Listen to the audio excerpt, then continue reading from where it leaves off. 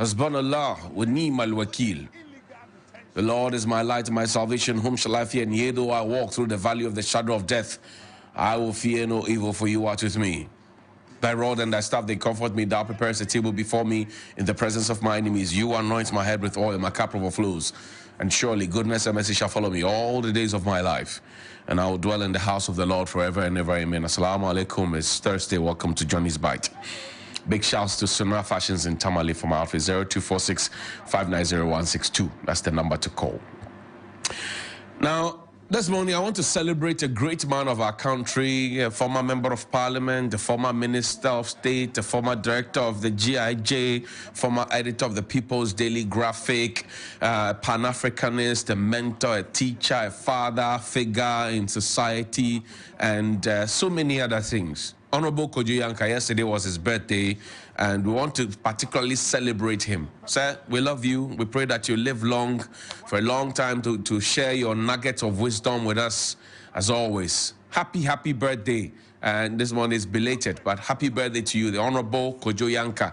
And you should spend a few minutes with Honorable Kojo Yankah, and you will pick a lot of good nuggets to take away with you. So happy birthday, sir.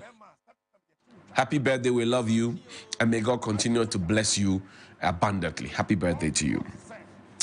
Now, this morning, the Committee of Chiefs of Defense Staff will be meeting at Bema Camp. In fact, it's today and tomorrow. They'll be meeting at Bema Camp to make a determination on what has become the talking point in West Africa, Niger, as to whether to send troops in there. And the question has been as to whether Ghana should contribute troops at all, whether any other West African country should contribute troops at all. It's a talking point not just in Ghana. Many of the young people in West Africa are talking about it, and even in other parts beyond West Africa. They're asking the question, they're asking if their leaders really are committed. They are really committed to, fighting the economic or fixing the economic challenges that they find themselves in. And they are asking themselves whether or not our armies are equipped enough to even begin this quest. Whether or not our armies are equipped enough to begin this quest. They're asking that question. And so this morning and tomorrow, I hope that the Committee of Chiefs of Defense Staff will listen to the mood and sentiment of the people. We want to, as we were told yesterday by Kennedy Ejiofor, he said, we want to use Niger as an example. I don't know what kind of example we want to set, but I think that the best example that we could possibly set is by fixing the economic issues. By fixing the economic issues, you have a backlog of nurses who want to leave your country. A backlog of nurses who have sought permission to leave your country. Doctors are following. Lots and lots of young people, they are all going. So it's a big concern, and it's not just happening in Ghana. It's happening in many different parts of the continent. People want to flee. Question is, what can America, what can Canada, what can the United Kingdom, what can the Netherlands, what can Australia, and all the other countries where people want to run to, what are they doing for their people that our leaders cannot do for us? It's a question. What are their leaders doing for them, which our leaders are failing or perhaps refusing to do for their own people? It's a question that must be asked. And since we have started asking those questions, because every politician comes to talk about change. Every politician comes to talk about change. Every politician comes to talk about change. They keep coming back to talk about change. But do we ever see the change? Do we ever see the change? That's the question that's on the minds of many Ghanaians. Do we ever see the change? Because if you are being told that change will come, and the change is not changing, there's a problem. 10,209 nurses and midwives have sought clearance to travel abroad between January and July this year. 10,209, according to News Center, Evers Daku, and the Finder newspaper. 10,209. It's a dangerous situation. If in between a half year, 10,209 of your nurses have sought permission to leave the country. Doctors want to follow suit, you have a problem. So your people will have to be healthy in order to work, in order for them to be taxed. Your people will have to be healthy in order for them to work, for them to be taxed, for you to use those taxes to do developmental projects. Now, if the people are not well, because if your nurses leave and the people are not well, they will now have to depend on other sources of trying to get well. And we all know the challenges with it. It takes me now to the question of tax mobilization and tax utilization. The young people are asking the questions each time taxes come up, and in fact some older persons, because we were told, for example, that e-levy will create 11 million jobs. Please pull out that screenshot for me. E-levy will produce 11 million jobs. The question that I get asked every single day is, where are those 11 million jobs since we started paying the e-levy? Where are those 11 million jobs? At least if we have not been able to do 11 million, let's show 1 million. Let's show 500,000 per e-levy. Because the argument is that we have not been able to hit the target. That's fair enough. If you have not been able to hit the target, yet you have collected the monies. So where are the jobs? That's the question the people ask. Where are the jobs? As a result of the collection of the e-levy. There's something also in this country called communication service tax. When you buy credit, you make phone calls, you buy data, all of those ones, you are charged those monies. Initially, it was pegged at 5 pesos or so. There was jumped to 9, brought back to 6. The government said we should clap for them. And that a component of that is supposed to provide jobs for us. Now, it says the Minister of Finance, Ken Ofori-Atta, has said proceeds from the 1.75% e-levy proposed in the 2022 budget would ensure that over 11 million people are employed. Mr. Ofori-Atta. This was even at the time when we had a certain threshold for mobile money transactions. Now we don't have a threshold anymore. Even if you send 10 pesos, you will be charged e-levy. Now, where are the jobs from the e-levy? Those who are protesting the 10% tax on betting and bet winnings, that's the question they're asking. That you have taken some monies already. What did you use those monies for? You charge us communication service tax. You increase the margins.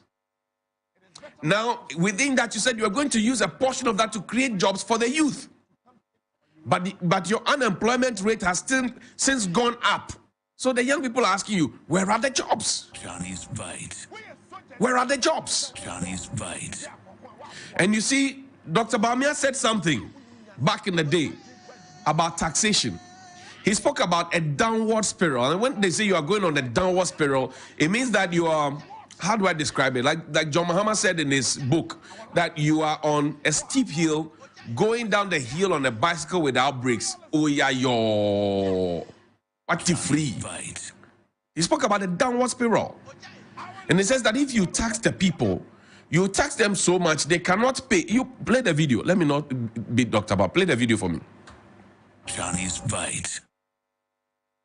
And I want you to listen carefully. They are hurting the economy. These taxes are hurting, and therefore you are not going to get the growth. And when you don't get the growth, you will not get the revenue. And when you don't get the revenue, you go back to increasing taxes to get the revenue. And then you are in a cyclical downward spiral. And so they have it wrong. And we will change that particular policy. We will use the tax incentives to grow this economy. Johnny's Bite. Johnny. Tax incentive.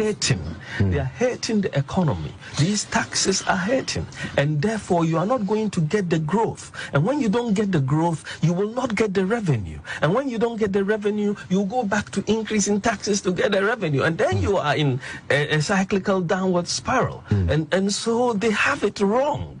And we will change that that particular policy. We will use the tax incentives to grow this economy. So how did we do it? That's the question I ask. How did we do it? Did we actually do anything different? It's only questions. Did we do anything different? Did we do anything different at all? Did we do anything different? Show me Mr. Ampofo's screen. There's a gentleman who's a tax consultant, the chartered accountant. He said one of his clients went through hell because a representative or a relationship manager from the Ghana Revenue Authority had reached out to him that, oh, we have not seen you file returns for some time. What is happening? He says, my clients, they are folded up. They are going. Why are they going? Bribery and corruption. Please put it up for me. He says, yesterday, the Ghana Revenue Authority official relationship manager of my client called to check why my client has filed nil returns in the last few months. We explained that the client was winding up and has to lay off dozens of employees, and they paid very good salaries and therefore good taxes. My client, the subsidiary of a UK-based group, was winding up for one reason.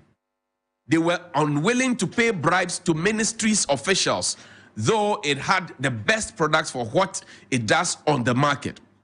So there was no way it would be awarded a contract after exhausting all options.